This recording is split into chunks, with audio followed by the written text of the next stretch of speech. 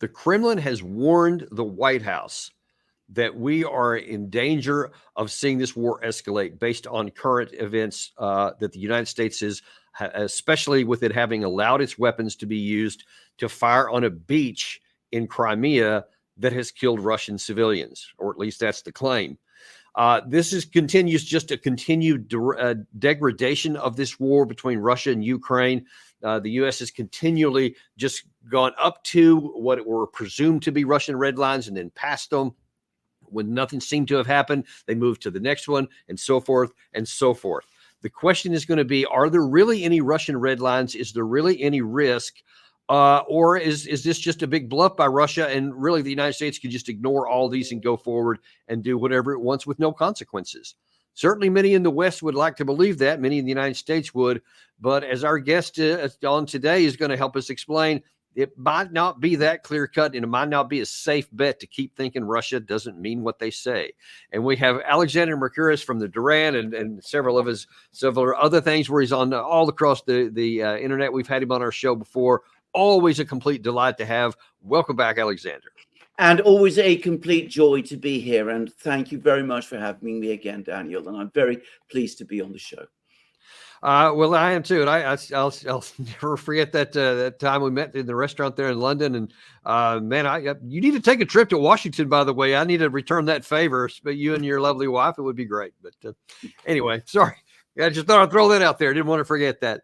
But let's talk about the issue we have at hand. So first of all, yesterday was quite a bloody day in Russia, and according to many in Russia, kind of suspicious about how a lot of things came out almost timed out quite significantly. First of all, there were two. Well, actually, I think first of all there was an attack in Sevastopol, at least allegedly by U.S.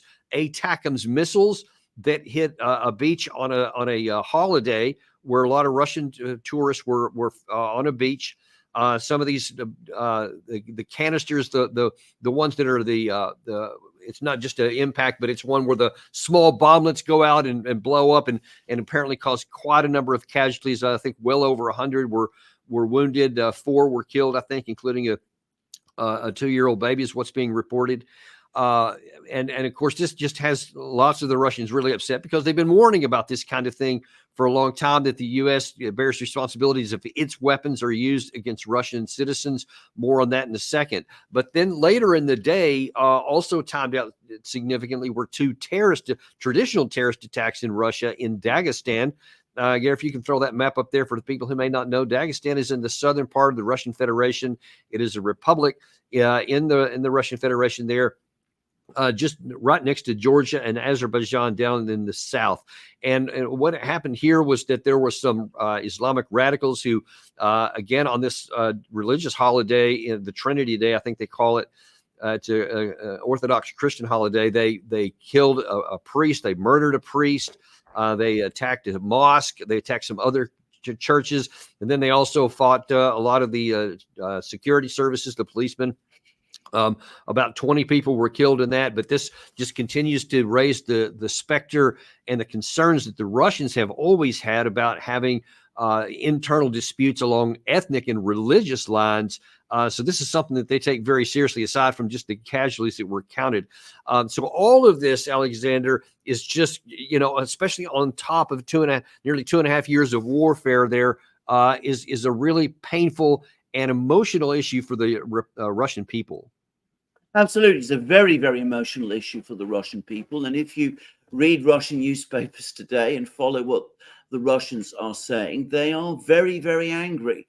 And the party that they're blaming is obviously Ukraine in terms of the Crimean attack, which is indisputable because these missiles were launched from Ukraine by, so we understand, Ukrainians.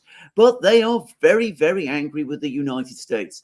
And here I am not talking about Putin himself, who's been very quiet up to this point, or about the Russian government. I'm talking about Russian pundits, Russian commentators, people in the street. They are very angry. And it's not difficult to understand why, because this is a beach, people were holidaying. They were enjoying the sun. They were enjoying the sea. Crimea is a place where Russians traditionally have long gone to enjoy their summer holidays. It's like Miami, if you like, Miami Beach. Yeah. It's as if, bomblets were to drop on people there.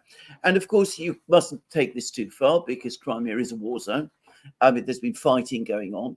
I think we have to be very careful not to jump to conclusions about what happened. There is an important Russian airbase, Belbek Air Base, which isn't very far from this place.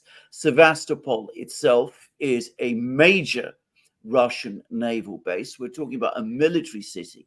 But this was an attack carried out in broad daylight with missiles possibly heading towards this air base over a beach rather, where people would be expected to gather, civilians would be expected to gather at this time. And of course, people are very angry. And they're saying the United States provided these weapons. The United States is helping the Ukrainians to use these weapons because the narrative that Russians have accepted, I don't know whether it's true, but the narrative they have accepted, which their government is talking about, which I believe their government also believes, is that Ukraine would not be able to operate these weapons by themselves, that the nature of the ATACMS system is that it needs targeting data to be provided by external sources.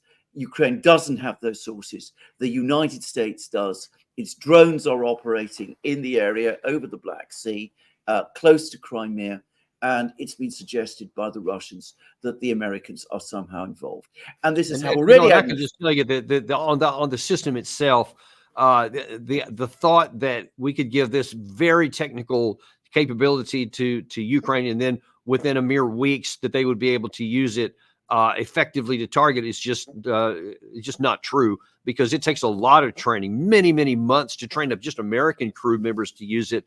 And then, as you say, that also requires additionally separate targeting and intelligence capacities to make the thing so you even know what you're shooting at. And Ukraine doesn't have that. So I don't have any inside information of what the U.S. is doing, who's operating what. I don't know, but I can just tell you for certain that capacity cannot be used by people who are not trained in it or have the intel capacity, and you can draw your own conclusions.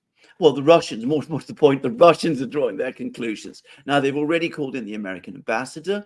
They've issued an extremely stern warning. And of course, when they called in the American ambassador, they will have reminded the ambassador very pointedly that just a few weeks ago, whilst he was on a tour of a neighboring country, Uzbekistan, Putin gave a press conference in which he straightforwardly said, missile strikes using these kind of missiles against Russian territory for the Russians is a red line. Now, they don't include Crimea itself in that, because Crimea, of course, joined Russia in, shall we say, controversial circumstances in 2014. They have always accepted that Crimea is a conflict zone. But we've been getting reports now in the American media from the Associated Press that the Ukrainians are pressing for permission to launch missile strikes using ATACMS missiles into the territory of, if you like to call it this, pre-2014 Russia. And the Russians are saying, look, this is what you've done in Crimea. Can we expect to see this happen in other Russian cities, Belgorod, Kursk, Bryansk, or Rostov, all of these places? And if it happens, well, there'll be a strong reaction and be under no doubt about it. Well, and in fact, to your point there, this is actually from the foreign ministry. This is a statement that was released earlier today. Gary, if you can throw that up there. They said that the involvement of the United States in this sinister crime is beyond doubt. Washington and its satellites have created and nurtured a neo-Nazi regime in Kiev, actively nurturing and supporting their Ukrainian puppets, waging a war against Russia with their hands and encouraging them to commit acts of international terrorism and kill Russian civilians, including with the use of one of the most terrible types of inhumane weapons, cluster munitions. A response to this crime will definitely follow. That is a pretty strong statement there. And look, I don't know what it's like over on your side of the pond, but over here, a lot of the Americans are saying, that's just bluster. They're just saying that, just like they did with all the other red lines that we allegedly crossed. Nothing happened. Nothing's going to happen here too. What do you say to those kind of statements? I think they're very dangerous statements. The first thing to say is that the Russians will eventually respond. Putin doesn't want an escalation of the war in Ukraine. As far as he's concerned, for the moment, the Russians have the initiative. They're gaining ground. They are pushing the Ukrainians back all along the front lines. The Ukrainians are taking heavy casualties. He wants to keep that situation as it is. He doesn't want an expanded crisis involving the United States, involving other NATO countries. And that's his wish, and that is his policy. But he has to function within a country where there is also a public opinion. And this is something I think Westerners find very difficult to accept or understand about Russia. They assume that Putin is just a dictator, that he can do whatever he wants, that if he doesn't want to respond in Crimea or Ukraine or beyond because something happens there, if he wants to ignore his own red lines, well, he simply can. It isn't like that. There are hardliners within the Russian government.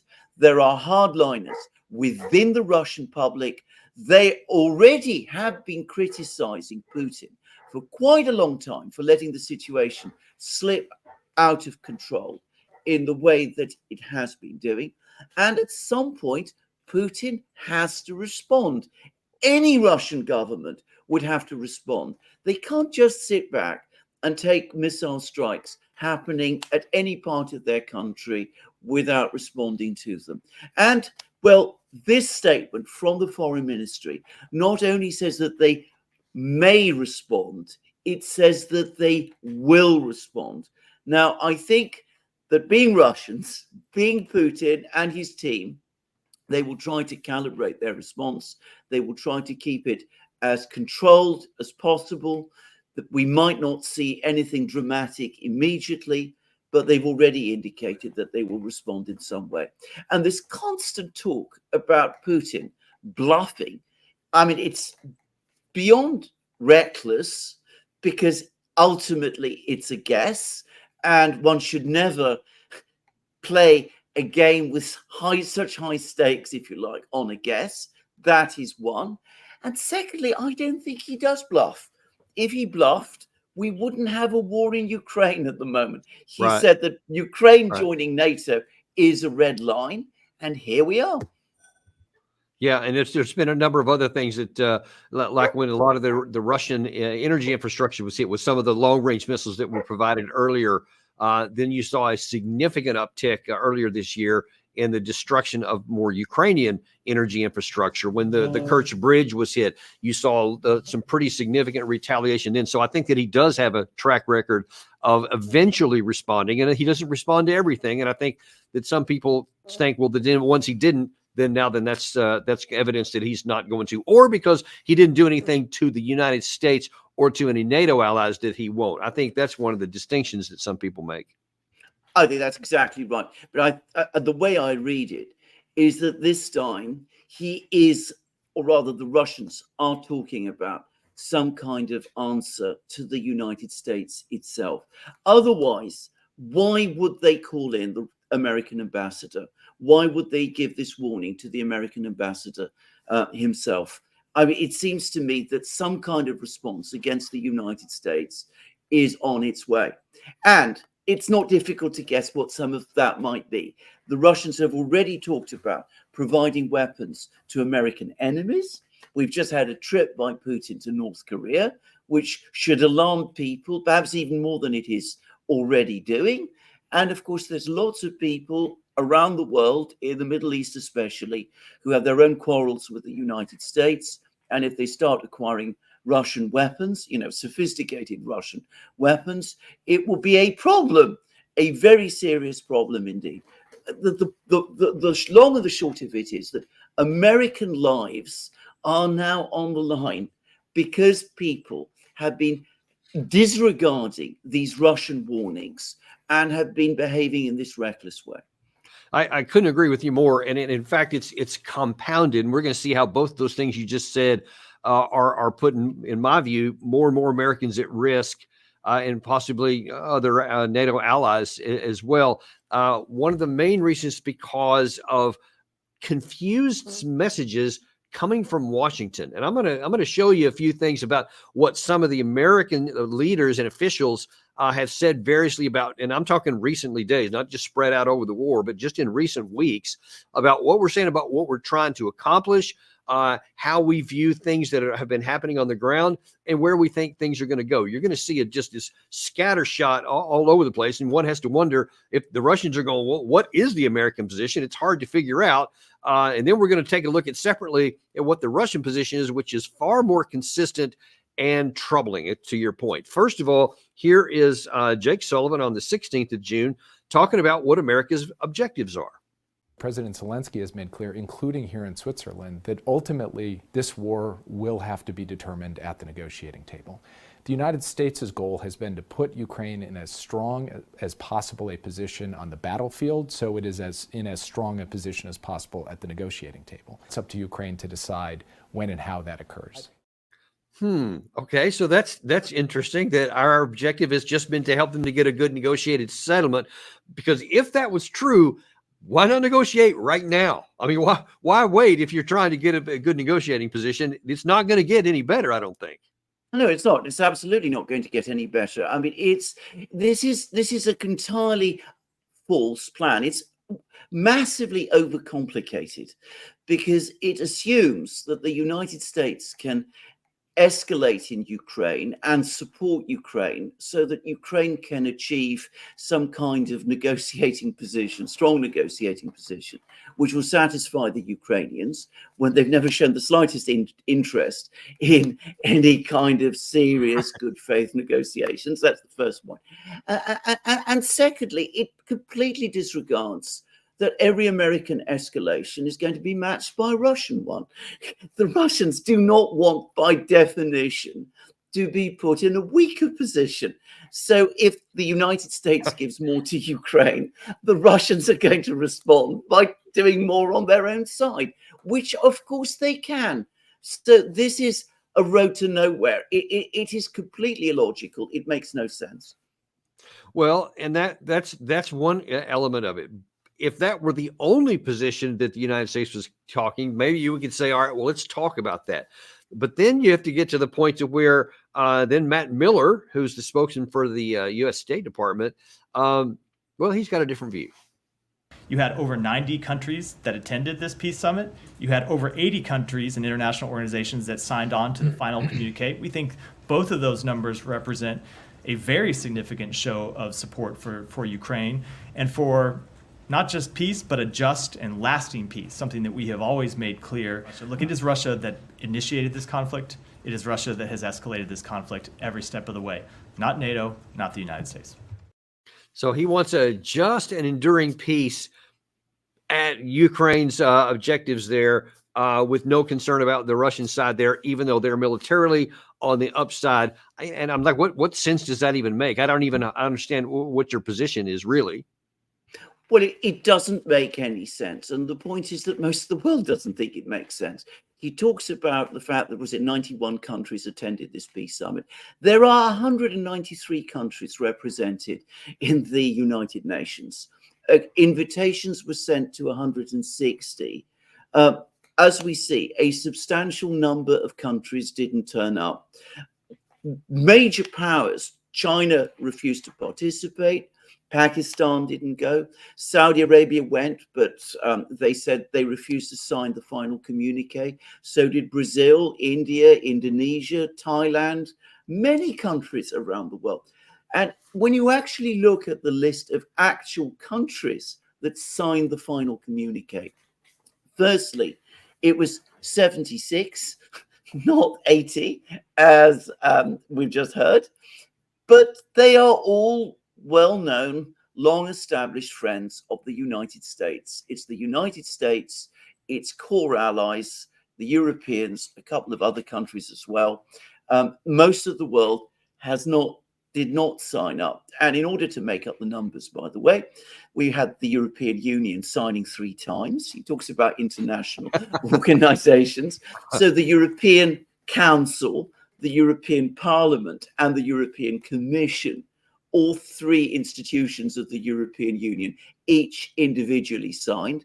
And they roped in the Patriarch of Constantinople, who isn't, of course, a state, and is a religious figure, quite what he's doing there. They roped him in for good measure. So, I mean, let's get the numbers up, man. Yeah, exactly. Yeah, just get the numbers up. But the whole thing itself was 3 of the alleged 10 points of Zelensky's original so-called peace plan, which was nothing more than a request for unconditional surrender of the Russian side. When you look at all the 10 points there, I mean, Russia would have to unilaterally withdraw from all the territories, go back to the 1991 borders. You had John Kirby from France during the D-Day celebration say that, yeah, President Biden's position is still to go back to the 1991 borders, which is irrational and completely contradictory to what Jake Sullivan said in that first clip I showed you. So again, you got to wonder, what is going on here? What do the Americans actually think? Well, it's not easy to make it clear what they think, but the Russians increasingly are coming round to the view that when the Americans say that they want negotiations, they don't really want negotiations. They want to continue the war because they think that the American objective is to weaken Russia, which, of course, some American officials have very unwisely said. So I think this is what the Russians now think, that all the when Jake Sullivan says that the war has to end in negotiations, he doesn't really mean this. Now, the Russians may be wrong. They may be attributing more coherence to Washington that actually exists. It wouldn't surprise me. But that is the conclusion they have come to. And of course, if they think that there are not going to be negotiations and the United States intends to prolong the war, then that incentivizes them to mobilize and prolong it also. And Putin was asked directly, are you prepared to go through to the end? And he said, yes. Yes, I am prepared to go through to the end. If my own conditions, which is now laid out, by the way, if my own conditions are not met. Yeah, we're actually going to get to that in just a second. We actually have part of what you're talking about there on a clip I'm going to show you. But first of all, if you have the issue of what's the actual position, because it's literally all over the map, you also have to add the issue of what are you talking about? Because here I'm going to show you something from Anthony Blinken, who says something that's a little bit skewed from what we've seen on the ground. And to set this up, let's just remember that this war started in 2022 and ended 2022 on a relative uptick for the Ukraine side. They had actually made a couple of big moves, as it turned out, probably the biggest moves they're going to have militarily of the entire war in Kherson and Kharkiv's area and region. But then from 2023 on, it's been nothing but disaster after disaster. They completely broke their teeth on this long planned and long expected offensive that they had in the summer of 2023. Didn't even break through the first of like 5 lines of the Surovikin line. Totally broke their teeth on it. Now then, since that time, they've been falling back, sometimes fast, sometimes slowly. But as you pointed out, literally all across the map, it's a methodical, slow move to the west. So in light of all that, here's what Anthony Blinken says is the conditions on the ground. The bottom line is this. The Ukraine strategy that we've had and that we've been acting on individually and collectively now for nearly 2.5 years is showing effective results in making sure that Ukraine can ward off Russian aggression, and it's done that remarkably. Keep in mind, Putin's objective from day one was to erase Ukraine from the map, to end its existence as an independent country, to subsume it into Russia. That has failed. And we actually had Doug McGregor on our show a week or so ago, also scratching his head and saying, yeah, that's complete nonsense. Here's how he put it. Ukraine. What are we doing? We're telling everyone that we won.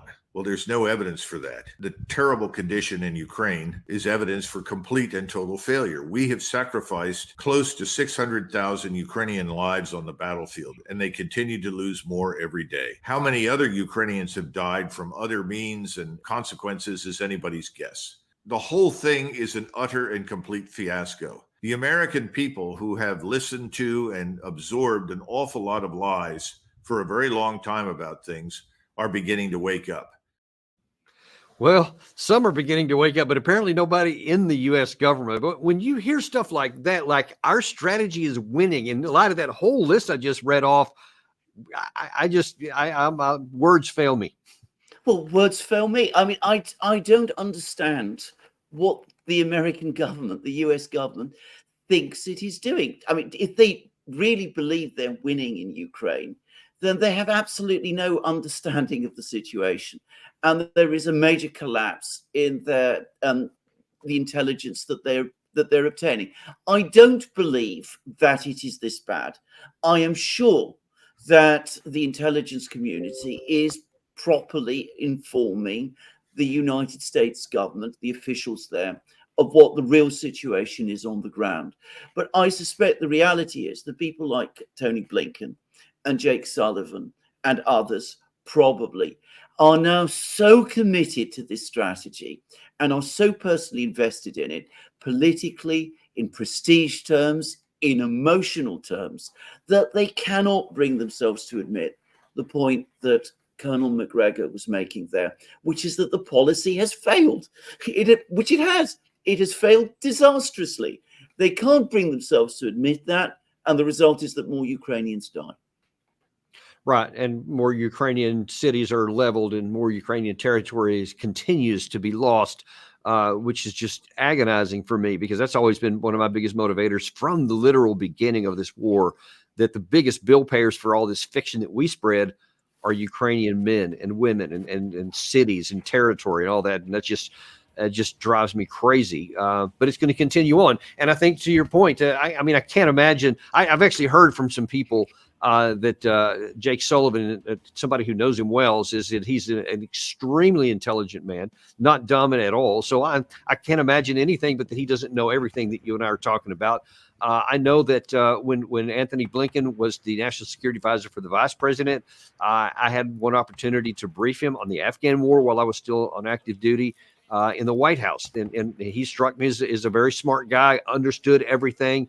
At that particular time, then Vice President Biden's position was that we should end that war, which is what I was advocating. So he certainly took well to what I was saying. But then you see the things that he's saying now, which are completely disconnected from self-evident, obvious on the ground reality. And one has to wonder if, on top of perhaps what you just said there, it speculated as to some of the reasons why, is that maybe they're just saying, hey, you know what? November 5th is coming up pretty soon, this election. And if we did anything that changed our position and admitted that things weren't working, it could cost Biden at the election. So we're just going to keep giving the verbal words that everything's working fine, and then just hope that we get through the election, and then maybe they'll change their tune afterwards. I'm not sure, but you can't discount that as a possibility. No, you can't. But of course, this is a dangerous thing because, firstly, we don't know what's going to happen in Ukraine itself. It may be that the war will take an unexpected turn. And then, of course, opportunities to end it before that happens might have been lost. But there's a further factor as well, because in the absence of negotiations and a realistic strategy, the situation is beginning to get out of control. We now have missiles being launched, calls to launch missiles into Russian territory. We've seen an event happen in Crimea. In the sort of vacuum, the void created by the absence of negotiations, and with all of these moves towards escalation, which seem to be happening basically without anybody really planning them, it's as if they happen by their own momentum. The situation is becoming more dangerous, not just for Ukraine, but now globally as well. Going back to the start of our program, we've now had a situation where the Russians are giving direct warnings to the Americans and are warning the Americans of potential action that they will take by inference against the United States, putting American lives at risk. So this refusal to face reality, this denial of reality, this pretense that the situation is under control is actually dangerous, and dangerous in ways that might threaten Americans themselves, which, of course, is the responsibility of the American government, the United States government, to prevent. And yeah, I really to underscore that because I mean, the potential is for this, what the Russians are calling a terrorist strike on the beach, et cetera, that there could be, Americans could pay a price somewhere, or some of these other weapons you're talking about into some of our adversaries could hit. But there's actually a much bigger threat and a bigger risk, and that is in escalating into a direct conflict between Russia and the United States.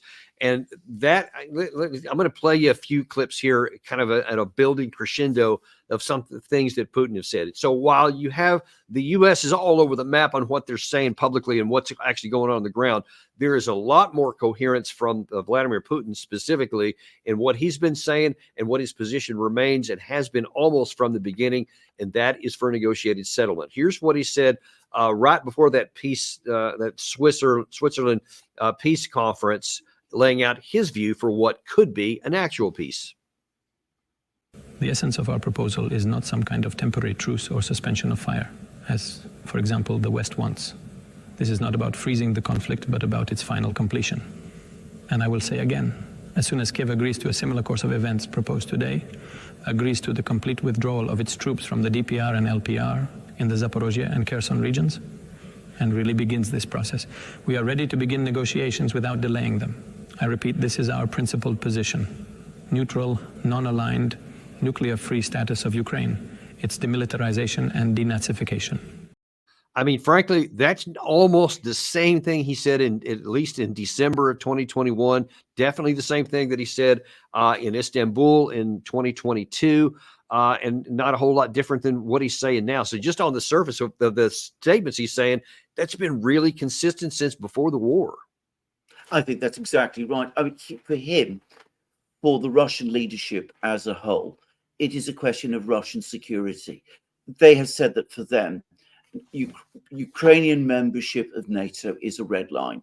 Now, one hears all the time, well, why should the Russians be afraid of NATO? The fact is they are afraid of NATO. They see NATO as a hostile military alliance to themselves.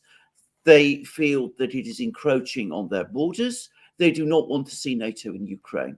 They've now acquired this territory, which is inhabited by Russian speakers, people who mostly self-identify as Russians. It's impossible, after all that has happened politically, for Putin to hand them back to Ukraine. But what he's saying is, if we stop here, if we stop now, if the Ukrainians leave these 4 regions plus Crimea, they don't have to recognize them, by the way, as part of Russia. That's not what he's demanding. He says, just withdraw the Ukrainian troops that are still there, agree to a permanent end of hostilities, and move towards Ukraine becoming a neutral state. Then the war ends. And by the way, he's been very careful to say, if within the framework of neutrality, Ukraine wants to join the European Union, that's not a matter that concerns him. So on the face of it, I'd say this is a reasonable proposal. It preserves Ukraine. It does not weaken the security of other European countries. It does not undermine NATO. It does not impinge on the vital security interests of the United States. So that's been his position. You say since December 2021. I would go further than that. I would say that it's been his position ever since 2008, when the decision to encourage Ukraine to seek NATO membership was first floated at the Bucharest NATO meeting. Yeah, I think it's very clear. I mean, for sure. I actually wrote a piece on that. That showed that the war, when it first broke out in early 2022, had been 15 years in the making. So yeah, Putin has been extremely. I've read the piece. Oh, okay. All right. Well, yeah. So I think we're of the same mind on that. Absolutely. One of the on this same point, though, in terms of what's politically, you said that politically Putin could not go back on that. Well, the problem is that NATO, and especially the United States, is also in political handcuffs of our own making. Because just imagine, I mean, all we've said so far is that Ukraine is going to win, that we're going to stay as long as it takes, and all this kind of stuff. And we've given all these weapons and all this intelligence training. I mean, you name it, we've given it to them. And now then, as you postulated a second ago, behind the scenes, surely in the national security confines and in the secure areas, all of the Biden and all the senior officials recognize the same things you and I. I mean, they're not stupid. They can't not see it. But he's tied himself into this narrative. So how does he go back and say, you know what? I was actually wrong. We probably should have a negotiated settlement. That's what we should do. That is what he should do. But the question is, how does he do it? So before I'm going to go somewhere else with some of the other things Putin said, but I'd like your view now as a Westerner. Is there any way that whether the U.S. or European Union, NATO could say, we're going to recognize reality despite what we've said, it's time to do it? Or is it literally they're just locked? I don't think they're locked. I think that there are political ways around this. In fact, I'm going to say what I think. I actually think that if the administration, the Biden administration, alongside other European governments, would take steps to bring this war to a negotiated end, I think it would be supported. Certainly in Europe, I think most of the European public would welcome that. I suspect that would be the case in the United States also. I don't think the administration would suffer the kind of political damage that people think. It's my own view. Now, might disagree, but I think that there would be some criticism from the usual assorted hardliners, if you like, but I think they could pull it off. Now, go back to what Putin actually proposed. It actually does open a possible way to de-escalate, because he says, look, all that has to happen is for Ukrainian troops to withdraw from the 4 regions, and then we have an immediate ceasefire. Now, that still leaves everything else open up for negotiation. A ceasefire isn't yet peace. You still have a negotiation.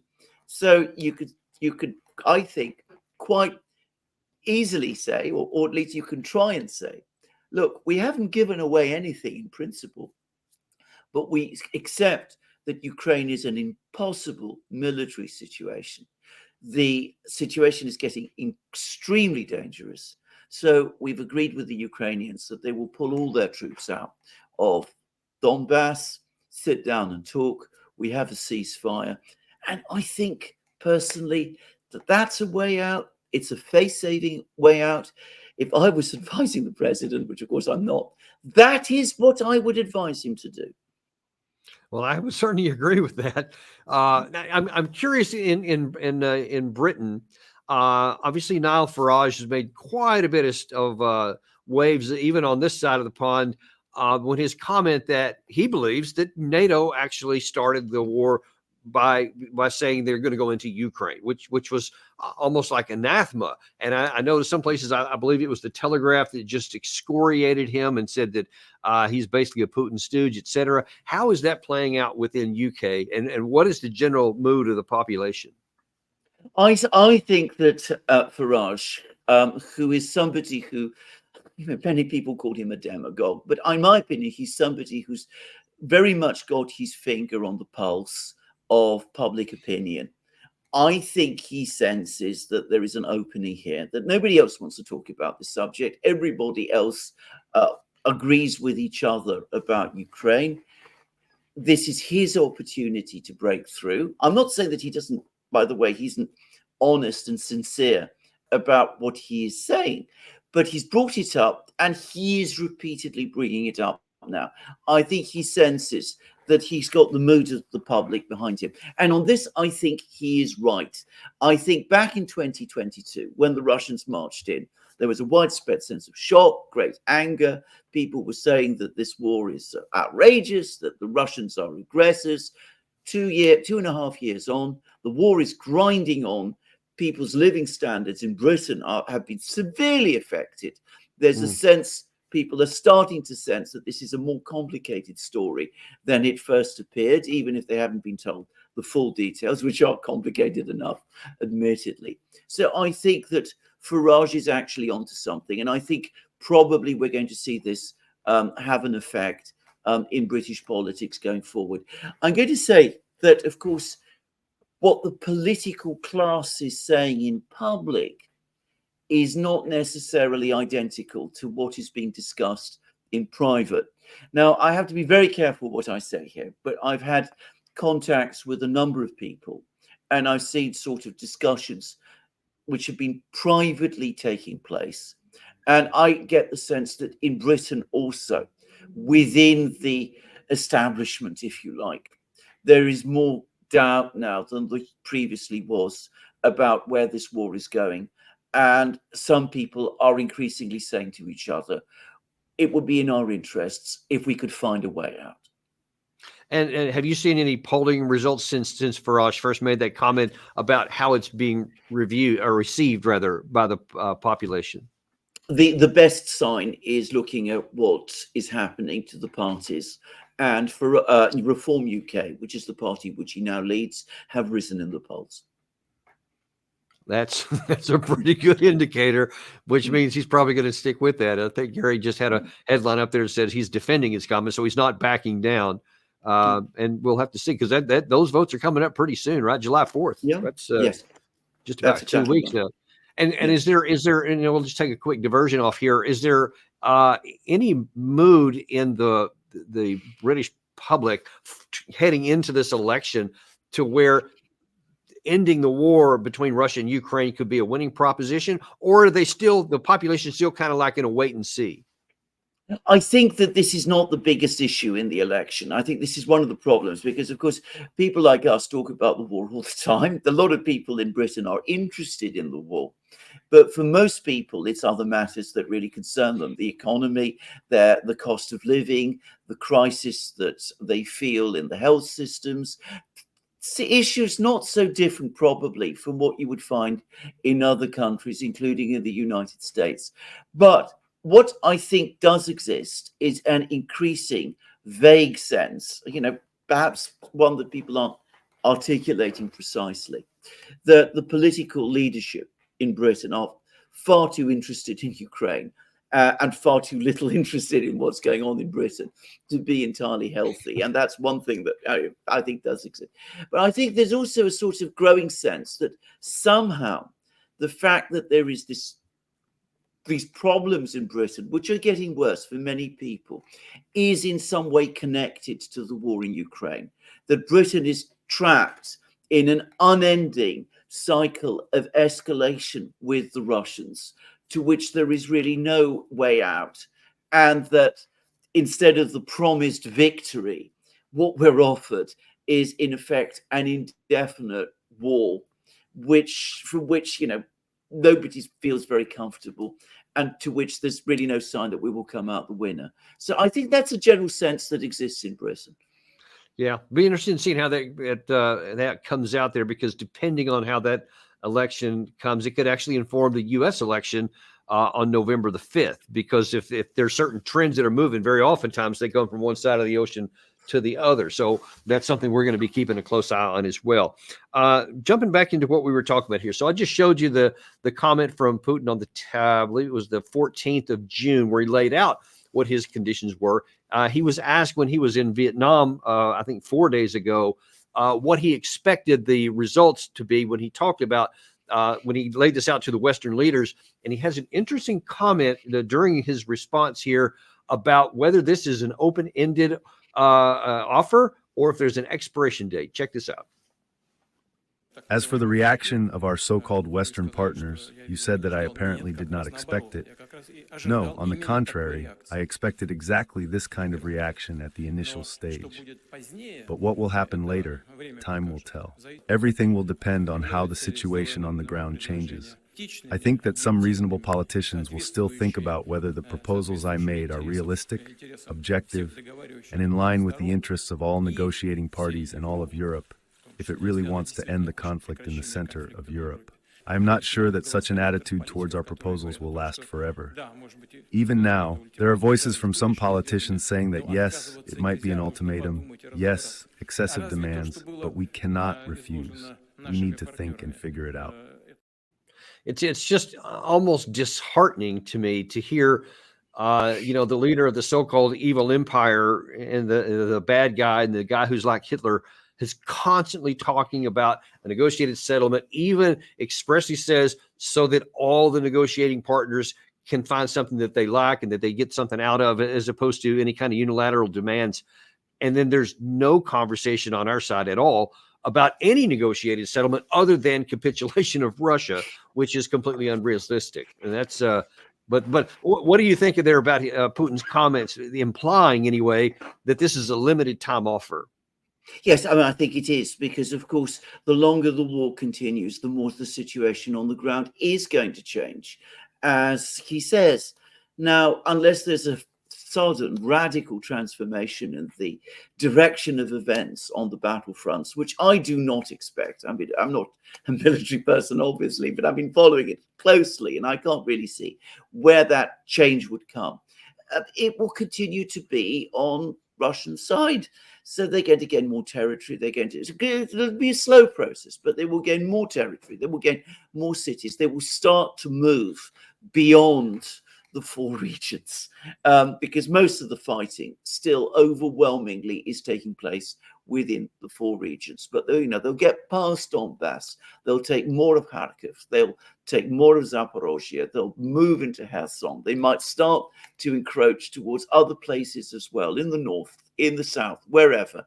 And of course, the further they go, the more difficult it becomes for them to retreat. Because bear in mind that many of the people in these places are themselves Russians. And beyond that, these regions historically used to be Russian. So already there's the problem. Can you just give back historic Russian territory and Russian people back to Ukraine? But then there's the other thing. You've got all these missiles now being launched at Russia, all these long-range weapon systems. And again, people will say, well, we could come to all kinds of agreements with the West and with the Ukrainians. We've come to agreements before, but what if those agreements are broken? What if advanced weapon systems are again sent to Ukraine? Do we really want the Ukrainians close with those weapon systems to our existing borders? So the further west the Russians move, and slowly, kilometer by kilometer, they are moving further west, the more difficult it will be for them to pull back. So, of course, this is a time-limited offer. And if you throw into this mix the fact that Russian population is today very, very angry, and we've discussed the reasons why at the start of this program, angry with the Americans, angry with the Ukrainians, angry with the Europeans, well, the factor of anger must never be discounted. And the longer the war goes on and the more Russians die, the angrier they become and the more unwilling they become to countenance concessions. And Putin has to take that into account.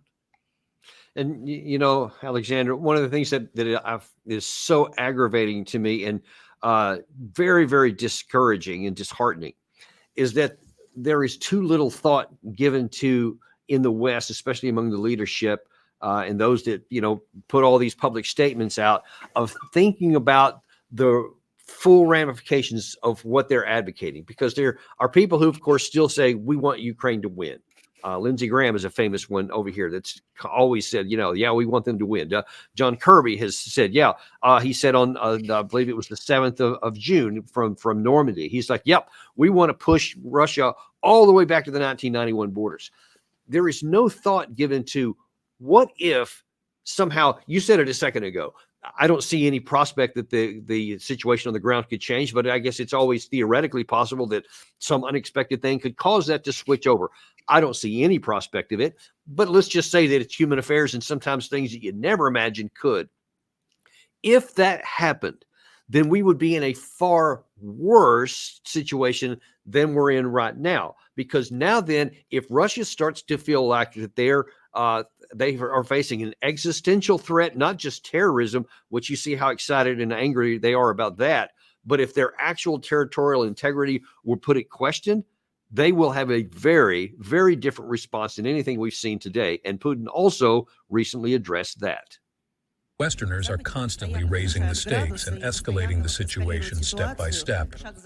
They are raising the stakes, yes. In your view, what goal are they pursuing? What are they trying to achieve? Could this be some kind of provocation, trying to provoke you into something? Indeed, we see and observe this. As you said, they are constantly raising the stakes, escalating the situation. They probably hope that at some point we will get scared.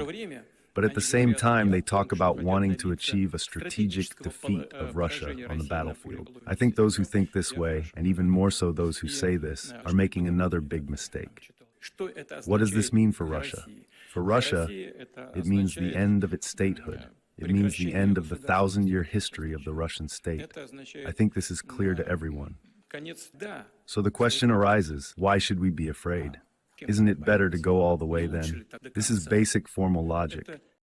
And Gary, do you still have that one where Putin was talking about the need for a counterstrike? Is that handy? Okay, yeah, he'll get that in just a second. So when Putin makes the claim, or they make the observation that for Russia to lose means that their statehood is at stake, if anybody is unclear on what that means to him, he's going to eliminate that in just a second. I think it was also at that same press conference where he was a little bit more explicit. But this is connected to my statement of what we are thinking about possible changes in our strategy. We do not need preemptive strike yet, because in counterstrike, the enemy will guarantee to be destroyed. So if it comes down to a statehood, as he said on another occasion, also around the 6th or 7th of June, he said, our doctrine is to use tactical nuclear weapons if our territorial integrity is threatened. He said that in that last clip there, that he didn't even worry so much about a counterstrike on a strategic nuclear level, because he said, or a preemptive strike, because he said, my counterstrike is going to wipe out anybody who does. If anybody, you talked at the first about this, about thinking that Putin bluffs. If anybody's thinking he's bluffing on that, you are literally taking all of our lives into your hands. And that by itself is one of the reasons why we should absolutely seek an end to this now, while we still can, because Ukraine probably can't hang on. They're going to end up losing. And if the miracle happened and it turned around, everybody loses. Ergo, there is no path to anything that makes sense from the West except to bring the war to an end. I completely agree. I mean, I just wanted to say something about this, because Putin is connecting it all to Russian territorial integrity. And of course, going back to the start of the program, we've just had terrorist attacks, 2 terrorist attacks in Dagestan, which is a republic in the northern Caucasus, predominantly Muslim. The ethnicity, the dominant ethnicity there is not Slavic Russian, it's Muslim. Now, the Russians have been hearing all of these statements coming out from all sorts of Western or NATO politicians. They've heard President Duda of Poland talking about Russia as this prison house of the people, which must be broken up. They've heard some of the Baltic leaders talk in this way. They've read commentaries about this in the media in the West. And that is what Putin and the Russians think we are trying to do to them, to try to break up their country.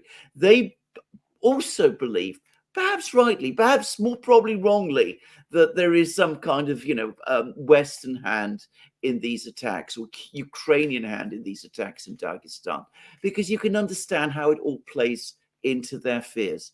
So Putin victorious, which is what he is at the moment, he feels he's winning. He can afford to be moderate and restrained and to keep things under control to the extent that he can. restraining public opinion. But Putin and the Russians being thrown back, facing these attacks on their own territory, looking at unrest in these regions, they are going to say to themselves, the West is coming after us. They don't want to see Russia continue in the form that it is today, or indeed, perhaps in some cases, in any form at all. For us, it is existential, and we will respond, and we have those nuclear weapons, and that's what we're going to use them for. And we just, I don't know. I guess we just comfort ourselves that, well, he doesn't really mean that. I mean, I know I've talked to somebody earlier today that it really surprised me, because they just almost like rolled their eyes and said, well, of course, Russia would never do that. So like, let's don't even worry about it, even though it's an annihilation event and a destruction of our country in its entirety, virtually, if we get into an all-out strategic exchange. They're unconcerned about even broaching the possibility, which I find alarming.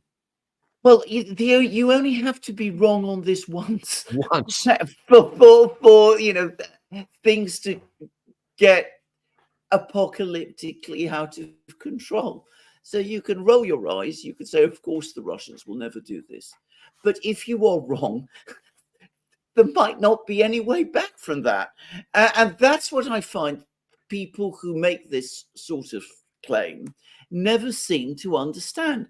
I think the Russians are absolutely serious. Why else would they have nuclear weapons? If not, because they feel that one day, and if they're really pushed into it, this is their deterrent. This is what they're going to rely on. This is what they're going to throw, fall back on.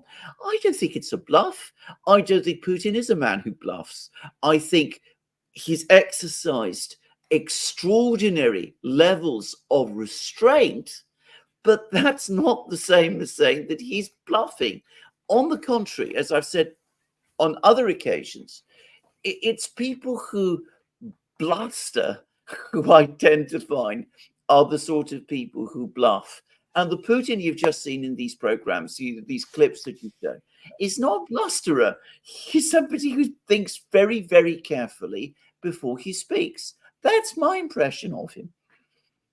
Yeah, and that is unfortunately contrasted with at least the United States, because, man, when something happens in our country, obviously 9/11 was a big one, where nearly anything happens, we immediately want, within 48 hours or a week, we want to be doing something, like when we attacked Afghanistan, and when we started launching missiles, nearly anything else that happens here. You had Putin after the Crocus City Hall or Music Hall attack in March, I think it was, and then now this one, and he's been very restrained on that. And there was no, in America, just like somebody would have been getting bombed within about 48 hours, and to date, none of that has happened here. And I think Americans go, well, we would have, and since he didn't, he never will. So yeah, he's just not going to do it, and that's not a very good gamble to take for our national security.